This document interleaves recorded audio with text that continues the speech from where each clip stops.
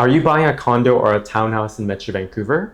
If so, at some point you'll get this big stack of paper called Strata documents. They can feel overwhelming and even intimidating, especially if it's your first time. But here's the thing. Basically, these papers tell you the story of the building, how it's been taken care of, what problems it has, and what it's going to need in the future. So in this video, I'm going to be breaking down how to read Strata documents step by step so it's easier for you to understand for your home purchase. Step number 1 is start with the Form B. It's also called the Information Certificate.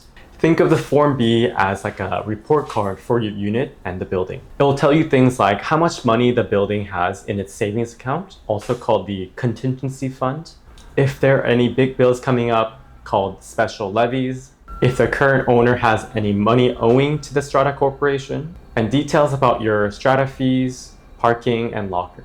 Step number 2 is review the Strata minutes. This is basically the building's diary. For every month or every year or every time they just have a council meeting, they'll write down what's happening. The good, the bad, the problems that they're dealing with, updates on past, ongoing, and future repairs, any important news to note, any reminders, and etc.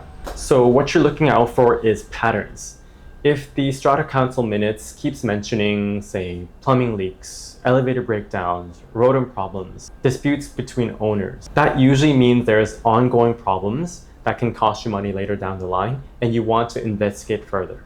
Step number 3 is reviewing the depreciation report. Think of it as getting a mechanic inspection for buying a used car. It'll tell you things like when the brakes will need to be replaced, when the tires were replaced, how the condition of the engine is, things like that. The depreciation report is pretty much the exact same for the building. It covers the roof, plumbing, windows, hot water tanks, pretty much every aspect of the building. It'll tell you about it. If and when it has been replaced, when it needs to be replaced, how much it'll cost in the future, things like that. If the depreciation report shows that there are several major repairs coming up in the future, but you check that in the contingency fund there's not enough money, you can likely expect an increase in the strata fees or a special levy to cover up for the expenses. The depreciation report will have a projection for every year how much cost is expected, and there's strategies to fund those repairs, whether it's by increasing the strata fees or proposing a special levy or a combination of the two.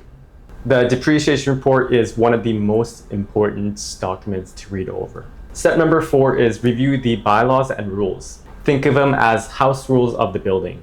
No shoes in the house, no TV after 10, and stratas are no different. Here you'll find restrictions and rules about pets, rentals, use of the property, if you can use barbecue on the balcony, restrictions on renovations, and more. The question you want to ask yourself is, does the strata rules and bylaws here actually fit with your lifestyle?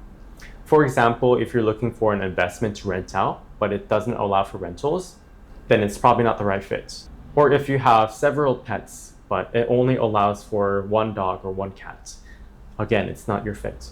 These are very important things to look out for when you're reading bylaws and rules. So there you have it. Here's the big picture. Strata documents aren't just paperwork. It tells the story of the building that you're buying into, the health, the finances, the rules. So if you're looking to buy into a strata like a condo or a townhouse in Metro Vancouver and you want a professional to look over these documents with you, feel free to reach out. I do this with my clients all the time. Thanks for watching. See you in the next one.